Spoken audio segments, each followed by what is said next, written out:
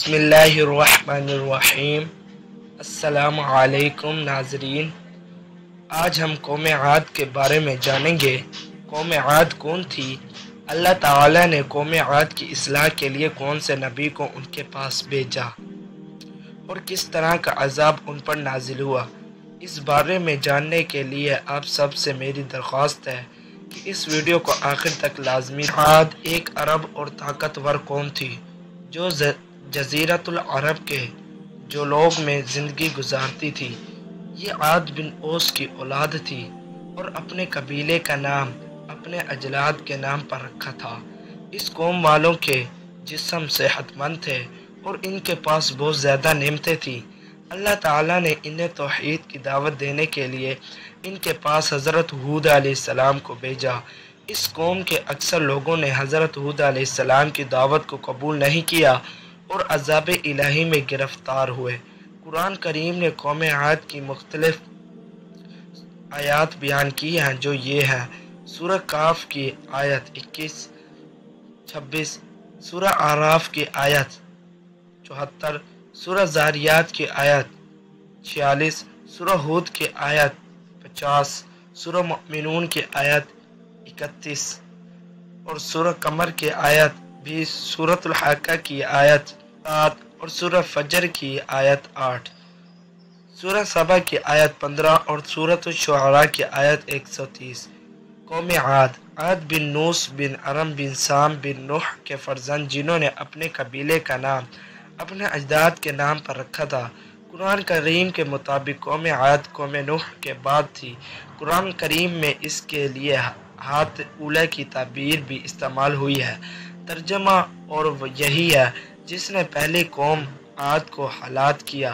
ہاتھ اولا ہی حضرت ہود علیہ السلام کی قوم تھی جو حضرت نوح علیہ السلام کی قوم کے بعد اور حضرت صالح علیہ السلام کے قوم سمود سے پہلے تھی۔ اس کا نتیجہ یہ نکلا کہ دوسرے آج بھی تھے اور بعض مفسرین نے قوم سمود کو دوسرے ہاتھ کہا ہے۔ قرآن کریم نے اس قوم کے رہنے کی جگہ احقاف کہی ہے۔ ترجمہ: قوم عاد کے بھائی کو یاد کر جب اس نے اپنی قوم کو وادی احقاف میں ڈرایا۔ احقاف کے معنی وہ چھوٹے چھوٹے پتھر ہیں جو چہراؤ ریگستان میں ہوا کرتے تھے، اور قوم عاد کی سرزمین کو اس لیے احقاف کہتے ہیں کیونکہ وہ اس طرح کی ریگستانی زمین تھی۔ مفسرین نے جزیرۃ العرب کے جنوب میں واقع زمین کو احقاف کہا ہے، البتہ اس کی اصلی جگہ کے بارے میں اختلاف پایا جاتا ہے۔ علامہ طباطبائی اور طبرسی مقتد ہے کہ یمن اور عمان کے درمیان والی سرزمین احقاف ہے جو حسن حاضر میں ایک ریگستان ہے۔ سورہ احقاف کے جس کا مقصد مشرکین کو عذاب علیم سے آگاہ کرنا، اس لیے سورہ میں قوم عاد کی کہانی کے ساتھ ہی مشرکین کی جو عذاب نے گرفتار ہوئے ان کا ذکر ہے۔ قرآن کریم نے قوم عاد کی ظاہری نشانیوں کے بارے میں کہا کہ قوم عاد کھجوروں کے درخت کی طرح لمبے، صحت مند اور بھاری جسم کے مالک تھے۔ امام باقر رحمۃ اللہ علیہ نے اپنے حدیث میں قوم عاد کے بارے میں فرمایا ہے کہ وہ کھجوروں کے درخت کی طرح اونچے قد کے مالک اور پہاڑیوں کو توڑ سکتے تھے۔ امام صادق رحمۃ اللہ علیہ نے بھی ان کے قد کو کھجور کے درخت سے ناپا ہے، یعنی کہ بتایا ہے کہ ان کے قد کھجور کی درخت کی طرح ہے۔ ایک اور ماخذ میں بھی کہا گیا ہے کہ ان کے قد بہت اونچے تھے۔ شیخ توسی نے کتاب تبیان میں ان کے اقوال کے بارے میں خبر دی ہے۔ روایت میں بیان ہوا ہے کہ ان میں سب سے اونچا قد والا آدمی کی قد چھوٹے کی قامت 70 گز تھی۔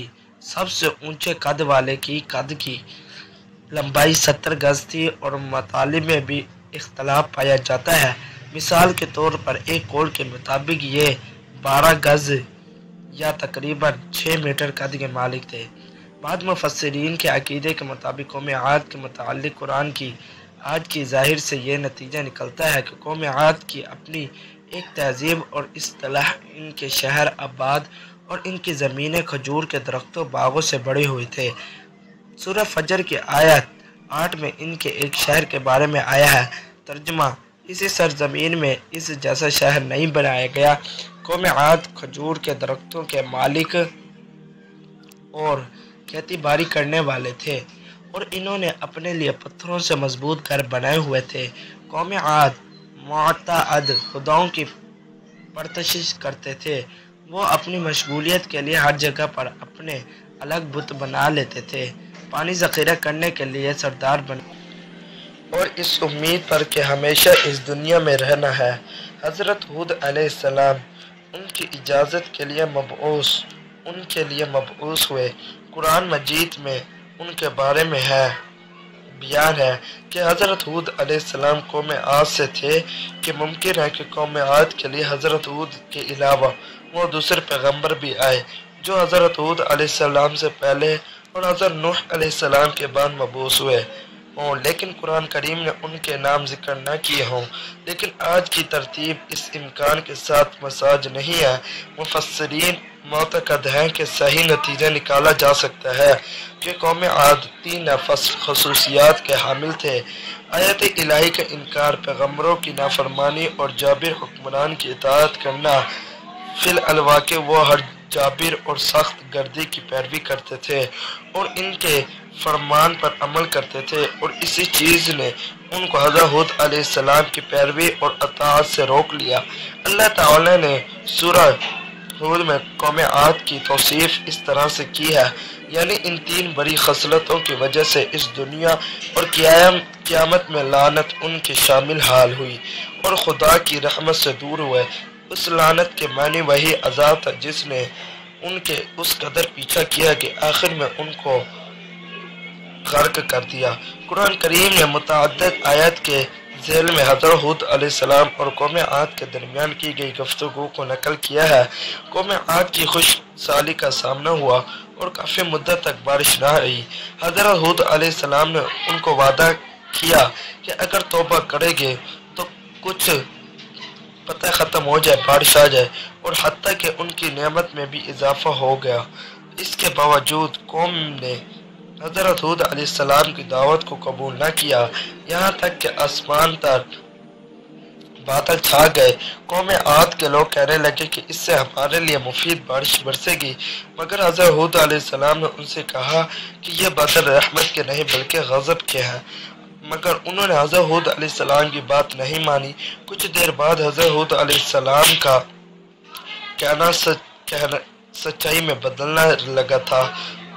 جو حضرت ہود علیہ السلام نے کہا تھا وہ سچائی میں بدلنے لگا تھا، اور تیز ہوا چلنے لگی جن کی رفتار اتنی تیز تھی کہ گھوڑے مال مویشیوں کو ایک جگہ سے دوسری جگہ دے مارتی تھی۔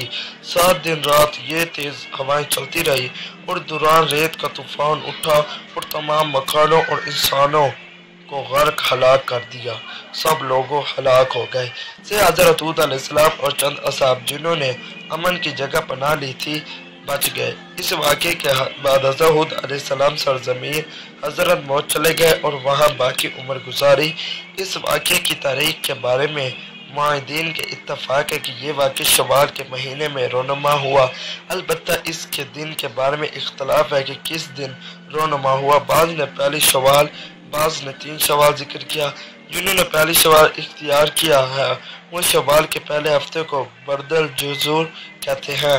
نام کی وجہ یہ ہے کہ مہینے میں ایک گھر میں چھپ گیا جو زیر زمین میں تھا اور ایک کے طوفان سے امان میں رہا، یہاں تک کہ چھٹے دن تو بعد میں اس کے گھر کو بھی متاثر کیا اور وہ بھی حالات ہوا۔